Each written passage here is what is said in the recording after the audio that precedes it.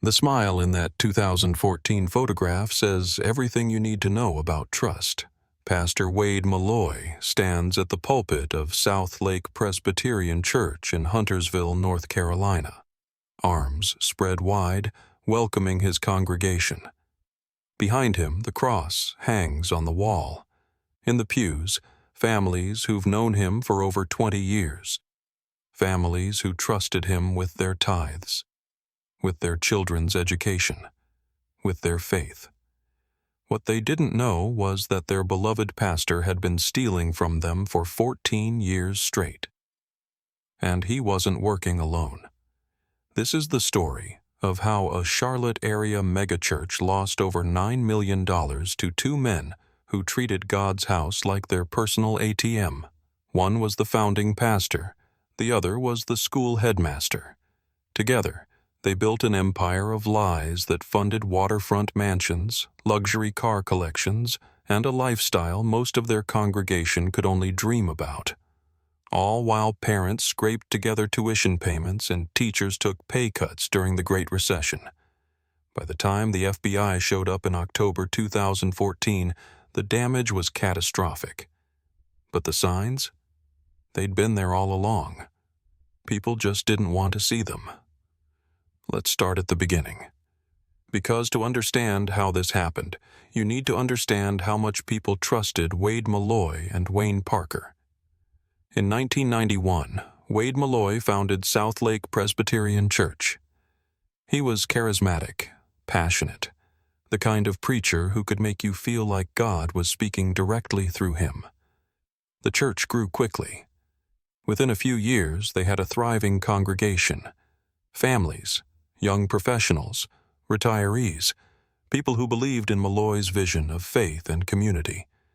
Wayne Parker joined that church in 1991 right at the beginning. He seemed like a solid guy, reliable. Soon he volunteered as church treasurer. The congregation appreciated his willingness to serve. They trusted him with the finances.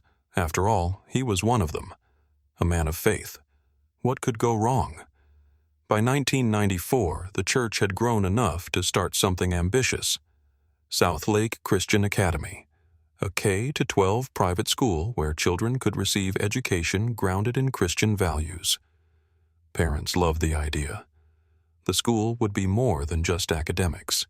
It would be a community, a family. In 1996, Wayne Parker was hired as the academy's headmaster. It made perfect sense. He'd been the church treasurer. He knew the finances inside and out. He was trusted, respected. As headmaster, Parker would be responsible for the school's administration and finances. He had complete control over the bank accounts. That's when the stealing began. Well, actually, we need to talk about something the congregation didn't know. Something that would have changed everything if they'd known it back then. Wayne Parker had a prior conviction for tax fraud. He'd committed financial crimes before, but somehow that information never made it to the hiring committee at SouthLake Christian Academy. None of us knew that Dr. Parker had a prior conviction for tax fraud. Church member Doug Hamlin would later tell reporters. It's the kind of detail that makes you wonder, if they'd done a background check, would 14 years of theft have been prevented? Would $9 million still be in church and school accounts instead of funding Parker's waterfront mansion? We'll never know, because they hired him anyway, and Parker got to work. The year 2000 was when things really started. Parker needed extra money to build a house for his family in Mooresville. The house would cost about $100,000 more than he could afford. So he did what would become his pattern for the next 14 years. He stole it from the school and church. $100,000, just like that. Wired from church accounts to pay for his personal home, a 3,140 square foot house. Nice, but not extravagant.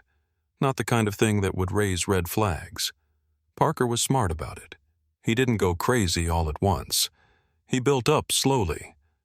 And here's where Pastor Wade Malloy enters the picture as more than just the founding pastor. Because according to federal prosecutors, Malloy and Parker had an arrangement.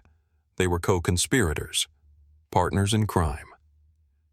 Starting around 2000, the same year Parker built that first house, he began issuing additional paychecks to Malloy, money above and beyond what Malloy was entitled to as pastor, extra salary, bonuses, whatever they wanted to call it. The church board didn't know about it. The congregation certainly didn't know. It was just money flowing from church accounts into Malloy's pockets. As time went on, it got more elaborate. Parker didn't just give Malloy extra paychecks. He used church and school funds to pay for Malloy's personal expenses, college tuition and room and board for one of Malloy's children, medical bills, taxes, cars, credit card bills, anything Malloy needed. Parker made the church pay for it. In return, Malloy looked the other way while Parker helped himself to millions. Think about that for a second. You're a parent at SouthLake Christian Academy. You're paying tuition every month. You're volunteering at fundraisers. You're donating to the building fund. You believe your money is going toward your child's education, toward the mission of the school, toward God's work. Instead, it's paying for the pastor's kid to go to college, for his credit card bills, for his cars. But you don't know that, because Wayne Parker is very good at hiding it. Over the next few years, Parker's operation got more sophisticated. He opened checking account after checking account, 29 of them in total. He obtained 26 different credit cards, took out 7 loans, created 9 separate limited liability companies. It was a shell game, money moving from account to account, from church to LLC to credit card payment to personal expense. A maze so complex that even if someone looked at the books, they'd have trouble following the trail. And Parker made sure nobody looked too closely. As headmaster and CFO, he controlled who saw what. When the school's governing board wanted financial reports, Parker gave them summaries. Clean numbers. Everything looked fine. But it wasn't fine. By 2010, Parker's lifestyle had expanded dramatically. That first house in Mooresville? Too small. Too modest. Parker wanted something bigger, something that reflected his success, something on the water. So he built a mansion on Lake Norman. Lake Norman is one of North Carolina's most exclusive addresses. Crystal blue water, million-dollar homes, private docks. It's where successful people live. And Wayne Parker, headmaster of a Christian school making maybe $100,000 a year in legitimate salary, decided he belonged there. The house was massive, 7,000 square feet of luxury. Waterfront property with stunning views, the kind of place that made people driving by wonder, how does a school teacher afford that? The construction cost was over $1.2 million. Parker didn't have that kind of money, but SouthLake Christian Academy did. Here's where it gets especially cruel. The year was 2010. The United States was in the middle of the Great Recession. Families were struggling. Unemployment was high. People were losing their homes. The economic pain was everywhere. At SouthLake Christian Academy, Headmaster Wayne Parker called a meeting with the teachers and staff. He had bad news, he told them. The economy was tough. The school's finances were tight. They needed to make cuts. Everyone would have to sacrifice. He announced that all teachers and staff would take a 5% pay cut, effective immediately. The teachers understood. They'd seen the news. They knew times were hard. They were willing to sacrifice for the school, for the kids, for the mission. A 5% pay cut hurt, but they'd manage. Because they were a family. They were in this together. Except they weren't. Wayne Parker wasn't taking a pay cut. He was building $1 million lake house. With their money. With the school's money. While teachers were trying to figure out how to make ends meet with 5% less income, Parker was choosing fixtures for his waterfront mansion. Think about that. Think about standing in front of people you work with every day. People who trust you. People who've dedicated their lives to educating children and telling them they need to sacrifice, while you're living like a king on money you stole from them. That takes a special kind of ruthlessness. But Parker wasn't done. The house needed furnishing. It needed maintenance. It needed property taxes paid. So he kept stealing and spending. Luxury vehicles, multiple cars, the kind you see in driveways of the wealthy, boats, jet skis for the lake. Why have a waterfront mansion if you can't enjoy the water? He bought Carolina Panthers preferred seat licenses. PSLs. For those who don't know, these are expensive season ticket rights to NFL games. In Charlotte, they're status symbols. You're not just a fan. You're an elite fan. You're someone who can afford the best seats in the stadium. Parker could afford them. With church money. He bought gold coins, silver coins, investments, or maybe just something to hoard. Either way, precious metals purchased with funds meant for children's education. He took international vacations, exotic trips that most of the teachers at his school could never afford, places they dreamed of visiting someday, if they ever saved enough. Parker didn't have to save. He just took the money from school accounts. And through all of this, Pastor Wade Malloy kept getting his extra paychecks, kept having his personal expenses paid by Parker, college tuition for his kids, medical bills, taxes, cars, credit cards. Between 2000 and 2014, federal prosecutors would later estimate that Malloy embezzled at least $550,000. Some estimates put it closer to $1 million. For Malloy, it probably felt like a small amount compared to what Parker was taking. But think about what that money could have done for the church, for families struggling with bills, for mission work, for actual Christian charity. Instead, it went to luxury and lies. The crazy thing is, they almost got away with it. For 14 years, nobody caught them. The congregation trusted their pastor. Parents trusted the headmaster. The school board trusted the financial reports Parker gave them. Everyone assumed the people in charge were honest. Because why wouldn't they be? They were running a church and a Christian school. Men of faith don't steal, right? But here's something Wayne Parker did that shows just how calculated this all was. At one point, to keep the school's governing board from asking too many questions, Parker created a fake audit report, a completely fraudulent document that he claimed came from an independent accounting firm. The fake audit gave the school a clean bill of health. "Everything's fine," the report said. "Your finances are in perfect order." The board was relieved. See? They'd been worried for nothing. The school was doing great financially. They could trust Parker completely. Except the audit was fiction. Parker had created it himself. Just paperwork designed to make people stop asking questions. And it worked, until it didn't. By 2014, things were starting to unravel. 14 years is a long time to run a con. Even the most careful criminals make mistakes. Money was getting tight. More questions were being asked. Some church leaders were starting to notice irregularities. Numbers that didn't quite add up. Expenses that seemed high. Transfers that didn't make sense. That summer, church leadership made a decision. They were going to call for an independent audit. A real one this time. From an actual accounting firm. They wanted to see the books. All of them. Wayne Parker knew exactly what that meant. An independent audit would expose everything.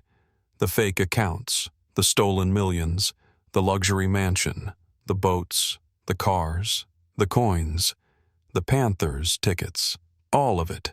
His entire scheme would collapse. So Parker did what desperate criminals do. He tried to destroy the evidence. In the summer of 2014, Parker stole financial records from the school. Years' worth of documents. He destroyed them, shredded them, made them disappear. If there were no records, there could be no audit. If there was no audit, there could be no evidence. If there was no evidence, there could be no charges. That was the plan, anyway. Parker also did something else that shows he knew the walls were closing in. He owned that $1 million lake house he'd built with stolen money. If the authorities figured out what he'd done, they'd seize the house. They'd take it as part of restitution. They'd sell it to pay back the victims. So Parker sold the house to one of his own children for significantly less than it was worth. Way below market value. It was a transfer designed to hide the asset, to keep law enforcement from being able to seize it later, to protect his ill-gotten gains even after everything fell apart. But it was too late. The church leaders weren't backing down. They wanted answers. They wanted that audit. And by September 2014, both Wayne Parker and Wade Malloy knew the game was over. They both resigned. Parker stepped down as headmaster. Malloy resigned as founding pastor. After 23 years building SouthLake Presbyterian Church, Malloy was gone. After 18 years running SouthLake Christian Academy, Parker walked away. The congregation was shocked, confused. What was happening? Why were both of them leaving at the same time? The official statements were vague. Personal reasons. Time to move on. New chapters. The usual corporate language that says nothing. But behind the scenes, the truth was starting to emerge. And in October 2014, the FBI joined the investigation. When the FBI gets involved in a church embezzlement case, you know it's serious. This wasn't some local police matter. This wasn't a few $1,000s missing from the offering plate. This was federal wire fraud. This was millions of dollars moved across state lines through electronic transfers. This was organized, systematic theft that had been going on for over a decade. The FBI agents who showed up at SouthLake Christian Academy in October 2014 weren't there to ask polite questions. They had search warrants. They had subpoenas. They had forensic accountants ready to trace every dollar that had moved through Wayne Parker's 29 bank accounts. And what they found was staggering. Between 2000 and 2014, Wayne Parker had embezzled at least $9 million from SouthLake Presbyterian Church and SouthLake Christian Academy. $9 million. From a church and a Christian school.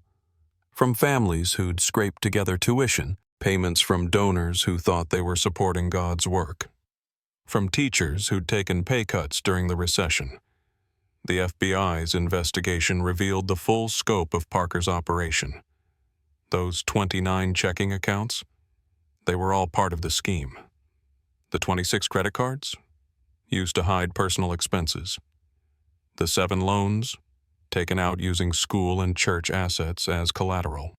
The 9 limited liability companies, shell corporations designed to move money around and create confusion. Federal prosecutors started building their case, and they had a lot to work with. Bank records showing millions flowing from church accounts into Parker's personal accounts. Credit card statements for luxury purchases. Mortgage documents for the Lake Norman mansion. Receipts for boats, cars, gold coins, and Carolina Panthers tickets. Financial records that Parker had tried to destroy, but that banks and credit card companies still had copies of. The evidence was overwhelming, and Wayne Parker knew it. On July 27, 2016, almost 2 years after he resigned, Wayne Parker appeared in federal court. He stood before U.S. magistrate judge and did something that probably felt impossible just a few years earlier. He pleaded guilty to 1 count of wire fraud. Wire fraud is a federal crime. It means using electronic communications or transfers to commit fraud. Every time Parker had wired money from church accounts to his personal accounts, he'd committed wire fraud. Every electronic transfer, every online payment, every digital transaction. Each one was a separate crime. Parker could have faced 20 years in prison, a $250,000 fine, complete financial ruin. But he took a plea deal. He admitted everything. He agreed to pay restitution. He cooperated with prosecutors, and he waited for sentencing. While Parker's case moved forward, federal investigators were also looking at Pastor Wade Malloy. The evidence showed that Malloy hadn't just looked the other way while Parker stole. He'd actively participated. He'd benefited directly. Those extra paychecks, Those personal expenses paid with church funds. College tuition for his kids. Medical bills, cars, credit card payments. Malloy had been getting a cut of the stolen money for years. On December 21st, 2016, Wade Malloy stood in the same federal courthouse, the founding pastor of SouthLake Presbyterian Church. The man who'd led that congregation for 23 years. The man who'd baptized their children, married their couples, buried their dead, counseled them through their darkest times. He pleaded guilty to 1 count of wire fraud. Malloy admitted to conspiring with Wayne Parker to embezzle at least $550,000 from the church and school. $550,000, maybe more. The exact amount was hard to pin down because of how carefully they'd hidden it, but prosecutors could prove at least that much. The courtroom was packed that day. Church members, parents from the school, people who'd known Malloy for decades. Some were angry. Some were heartbroken. Some just looked confused. How could this have happened? How could their pastor have betrayed them like this? Malloy's attorney, Melissa Owen, tried to paint her client as remorseful.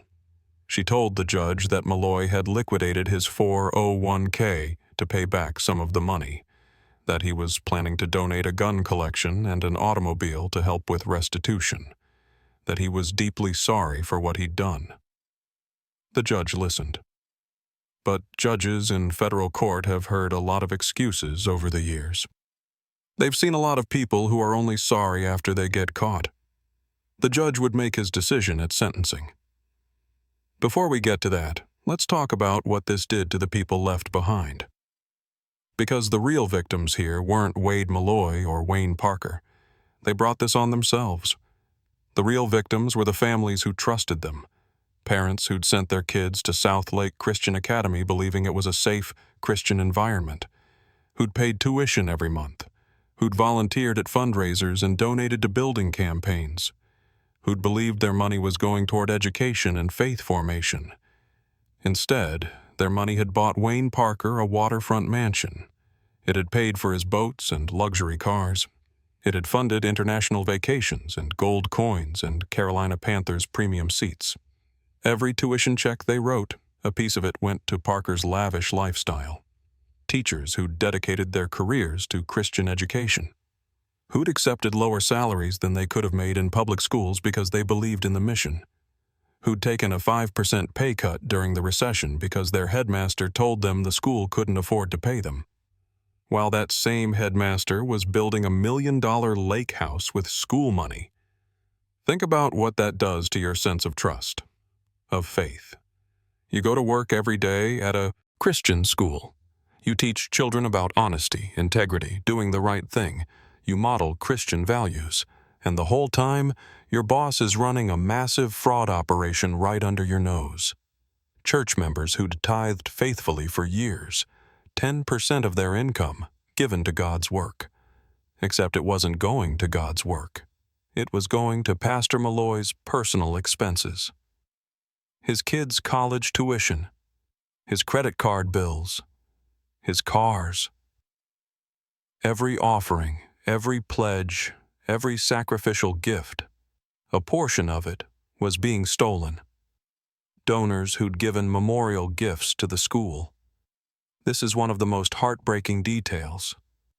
When someone you love dies, you want to honor their memory. So you make a donation to a cause they cared about.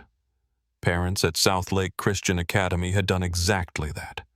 They'd lost a child and donated money to the school in their child's memory. Wayne Parker stole that money too. Let that sink in. Money given in memory of a dead child. Money that represented the deepest kind of grief and the most sincere kind of generosity. Parker took it and spent it on himself. U.S. Attorney Jill Westmoreland Rose summed it up perfectly when she said, "It takes an especially ruthless person to steal money intended to educate children and promote religion and use it to bankroll an extravagant lifestyle you'd otherwise never be able to afford." FBI Special Agent in Charge. John Strong added, Wayne Parker forced pay cuts for teachers during the Great Recession to fund building a $1 million lake home, bought multiple properties, a boat, even gold, all using the funds that rightfully belonged to a school and its affiliated church. The cruelty of it is hard to overstate. These weren't wealthy people being scammed. These were working families, teachers, regular church members, people who sacrificed to give what they could. And two men in positions of ultimate trust betrayed every single one of them. On November 30th, 2016, Wayne Parker returned to federal court for sentencing. U.S. District Judge Max O. Cogburn, Jr. had reviewed all the evidence: the bank records, the luxury purchases, the fake audit reports, the destroyed financial documents, the house sold to his child to hide it from authorities. Judge Cogburn sentenced Wayne Parker to 60 months in federal prison, 5 years.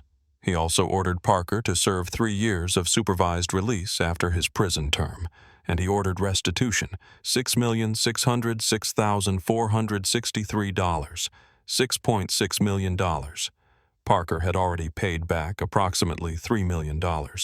He'd have to come up with the rest. The mansion was gone. The cars were gone. The boat was gone. Everything he'd bought with stolen money would be liquidated to pay back the victims. But here's the reality. Even with full restitution, you can't undo 14 years of betrayal. You can't give people back their trust. You can't restore their faith in institutions. Money is one thing. The psychological and spiritual damage is something else entirely. Parker was led out of the courtroom in handcuffs. He would report to a federal prison designated by the Bureau of Prisons. All federal sentences are served without the possibility of parole. 5 years means 5 years, every single day. 3 months later, on March 9th, 2017, Pastor Wade Malloy stood before the same judge for his sentencing. Malloy's attorney made one last plea for leniency. She talked about his remorse, his cooperation, his efforts to pay back what he'd stolen. She reminded the judge that Malloy had founded the church, that he'd served for 23 years, that he'd done good work alongside the bad. The judge wasn't unsympathetic. Malloy had stolen less than Parker. He'd cooperated with prosecutors. He seemed genuinely remorseful. But he'd also violated a sacred trust. He'd been a shepherd who'd fleeced his own flock. Judge Cogburn sentenced Wade Malloy to 18 months in federal prison. A year and a half. Significantly less than Parker's 5 years, but still a substantial sentence. Malloy would also face 3 years of supervised release afterward, and he'd have to pay restitution for the amount he'd stolen.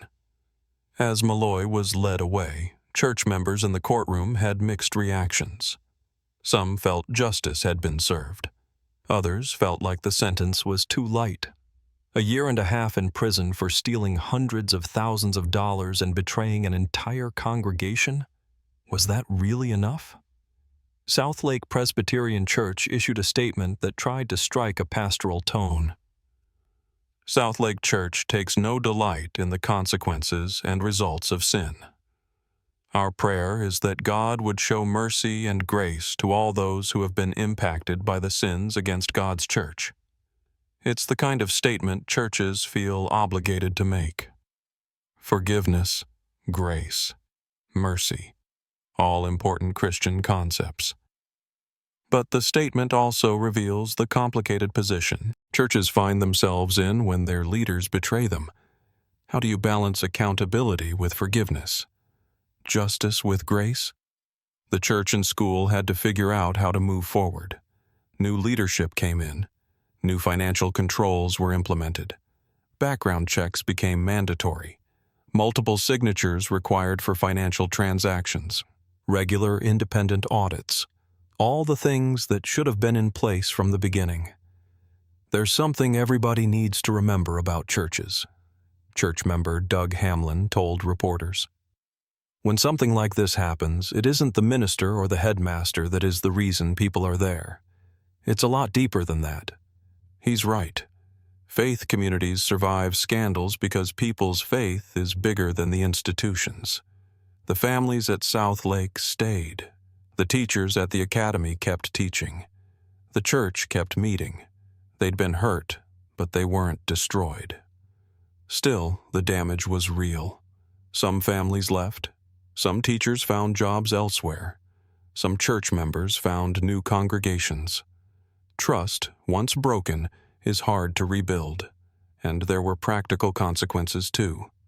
The school had to tighten its budget. Programs were cut. Tuition went up. The financial hole Parker and Malloy had created didn't disappear just because they went to prison. The church and school had to operate with millions of dollars less than they should have had. Wayne Parker served his 5 years. Somewhere in a federal prison, the man who'd lived in a waterfront mansion and driven luxury cars and bought gold coins with other people's money learned what it's like to live in an 8x10 cell, to eat prison food, to follow someone else's rules, to have nothing. Wade Malloy served his 18 months. The founding pastor who'd built a church from nothing spent a year and a half behind bars. When he got out, he faced 3 years of supervised release. Regular meetings with a probation officer, restrictions on his activities, random drug tests, all the indignities that come with being a convicted felon. Neither man will ever pastor a church again. Neither will ever work in education again. Their names are forever linked to one of the largest church embezzlement cases in North Carolina history. Google their names, and this is what comes up. Not their accomplishments. Not the good they might have done, just the fraud, the betrayal, the theft. Is that fair? Maybe. They made their choices. They stole for 14 years. They lived lives of luxury on other people's sacrifices. They forced teacher pay cuts while building mansions. They took memorial donations for dead children and spent them on themselves. But here's the question that haunts cases like this.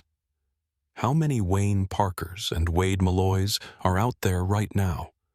How many church leaders are embezzling at this very moment? How many schools are being robbed by the people trusted to run them? The answer is, we don't know, because most of them don't get caught. Parker and Malloy ran their scheme for 14 years before anyone figured it out. 14 years. That's a long time to steal without consequences. How many others are on year 3, year 7, year 20? Churches are uniquely vulnerable to this kind of fraud. They operate on trust. They don't have the same oversight as public companies.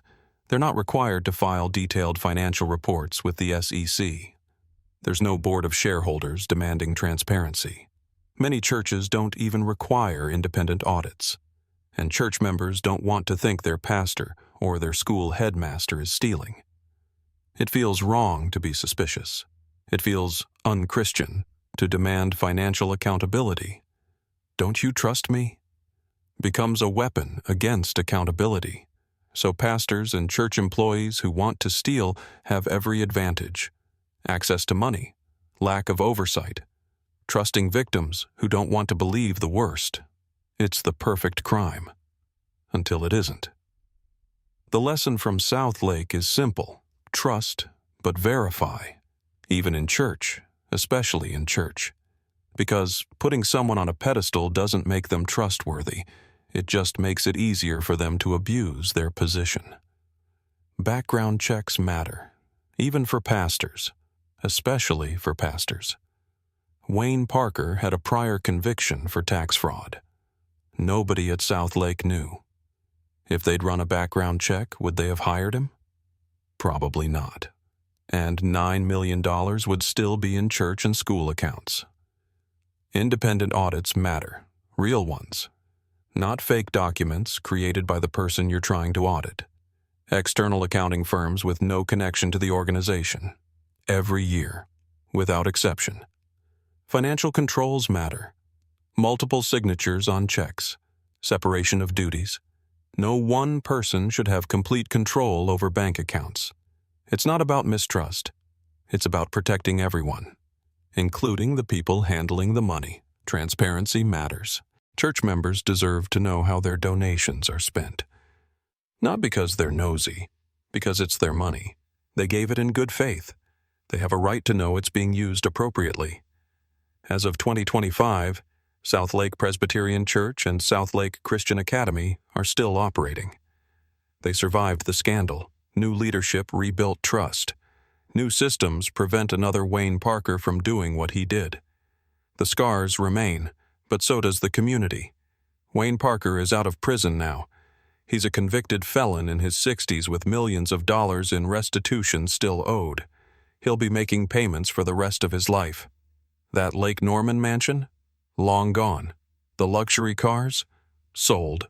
The boat? Gone. The gold coins? Liquidated. The Carolina Panthers PSLs? Forfeited. He's left with nothing but the memory of 14 years when he lived like a king on stolen money, and the knowledge that everyone knows what he did. Wade Malloy is also out of prison. The founding pastor who built a church from scratch and then betrayed it for hundreds of thousands of dollars. He's in his 70s now, a convicted felon, a disgraced minister, a cautionary tale. The families who trusted them? They're still dealing with the aftermath, still working to rebuild trust, still teaching their children about faith and integrity while processing the fact that their pastor and headmaster were thieves. This is what white-collar crime looks like. It's not just numbers on a spreadsheet. It's real people. Real families, real teachers who took pay cuts they couldn't afford, real donors whose generosity was stolen, real kids whose education funds were embezzled. $9 million, 14 years. 2 men in positions of ultimate trust, 1 church and 1 school nearly destroyed, and thousands of people who learned the hard way that you can't assume honesty. You have to build systems that protect against dishonesty. If you attend a church or send your kids to a religious school, ask questions. How are finances handled? Who has access to accounts? Are there independent audits? Is there transparency? It's not about being suspicious, it's about being smart. Because the wolves don't always come from outside the sheepfold. Sometimes they're already inside, wearing pastor's robes, carrying headmaster credentials, speaking the language of faith while stealing everything they can get their hands on. Wade Malloy and Wayne Parker proved that. And the families at SouthLake Presbyterian Church and SouthLake Christian Academy paid the price.